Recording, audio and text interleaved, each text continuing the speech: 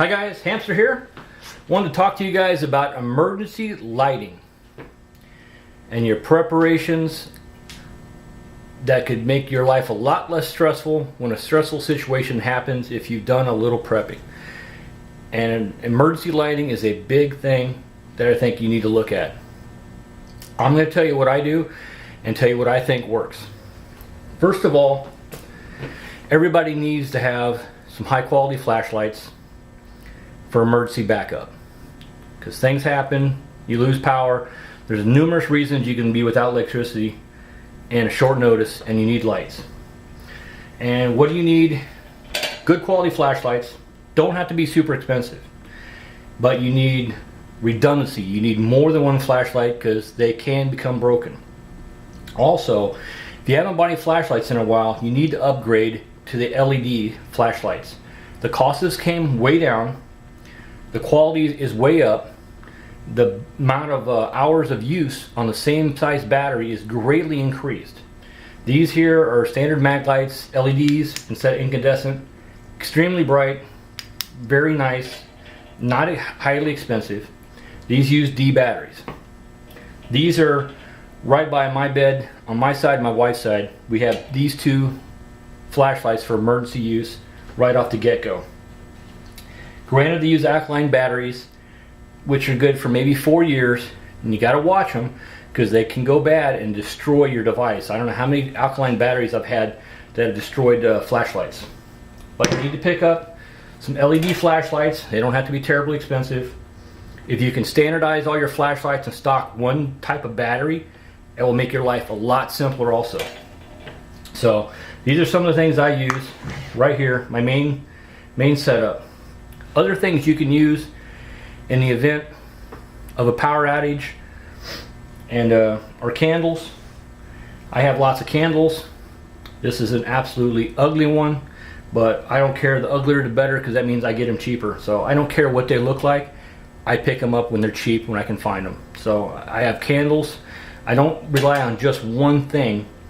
I kind of put all my eggs in a few different baskets. Another thing I also use, a lot of you guys are familiar with, is the propane lantern. Extremely powerful, lasts a long time, runs on disposable cylinders, also powers my small portable barbecue, which allows me to cook and have light. Excellent source of light. Throws off a lot of heat, relatively safe, unlike the candles, which there can be issues with candles. Relatively safe, extremely powerful. Now there's two different types of situations where you could have loss of light and power. In a rural loss situation, the items I showed you are fantastic.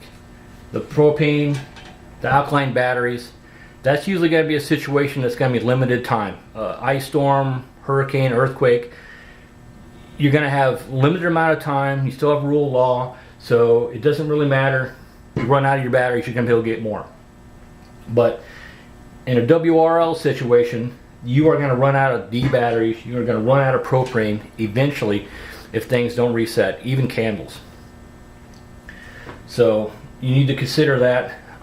For my more tactical lights, my weapon lights, my more intensive lights, I rely on higher quality flashlights that use the 123 lithium batteries. Why do I use these? They got more capability. They're 3-volt batteries. They have a 10-year shelf life. After 10 years, they still have 90% of their power. They're unaffected by cold, where the alkaline batteries, if it's severely cold out, they lose a lot of power. With age, they also are going to lose power. But for just general, rule of law type situation, they're great. For life-saving situations, my weapon lights, which are expensive, I don't want the batteries to go bad and destroy those. I only use the 123 lithiums. They're expensive, but I think they give you a lot of capability for the price. My other two options that I use, and a lot of guys laugh at me, I have the Shake and Shine flashlight. Doesn't use any batteries, has a small LED, has a magnet what passes between a coil of wire when you shake it. You shake it, it generates electricity, charges the capacitor, runs an LED. I don't know if you can kind of see, kind of lights up. When it's really dark out, it works pretty well. This will run almost indefinitely. As long as I can shake it up every so often and charge it, it works. Not extremely bright, but it could last for years. I've had this flashlight actually for quite a few years, never had any problem with it. Another thing which I recently looked into, what would I do an extended period of time, batteries became extinct, could not have batteries. I invested in, gonna laugh at this, a portable solar powered landscape light. This is fairly bright. This is about as bright as a standard flashlight, believe it or not. It has an on-off switch and a high-low setting on the bottom. It has a single solar panel and a fairly decent light with two fairly decent LEDs. I normally leave this in the off position, and I set this in one of my bedroom windows that faces south, and this just sits in the window in the sun every day. It's keeping itself charged, keeping itself ready to go. And depending on the high-low setting, it says it can provide me with either 6 to 10 hours of light every night and then recharge. It came with a little stake, so you could always take it out, set it in your yard, point it to the sun, recharge it. I just keep it in the house. I set it in a bedroom window, faces south. Thing sits in the sun all day. Something happens, I go get it out the windowsill and I turn it on, and I got myself a nice little light that I set out and charge every day. I could run this thing easily for 6 hours every night and then set it back out in the sun every day, and every night I still have this. It will light up an entire room. It throws enough light, it washes the walls and lights up the whole room. And if you need to read or do a task, it's bright enough for that too. So, not really something you would normally think, but check out some of the little solar powered lights over there in the landscape section at the hardware store. I picked this up at Lowe's. I had a gift card, so it didn't cost me that much money, and it actually works fantastic. I've seen the little cheaper Malibu styles with the single AA batteries. Those only put off about 0.6 to 1.2 lumens. This puts out over 30 lumens of light. This actually works fairly decent. And like I said, it has a rechargeable battery. It will work every single day. So I could use it every day and then recharge it every day. So in a situation where batteries and fuel became scarce, I have my Shake and Shine, and I have my solar powered light. When my batteries are depleted, my propane's depleted, I can't get candles, I still have at least 2 means of light. I'm probably going to pick up a few more landscape lights. Wait to see if they go on sale, and pick up a few more of those, set them in a few more windows so I have a couple of them. Because, you know, redundancy, you need more than one. The other thing to do with the lights I want to bring up is light security.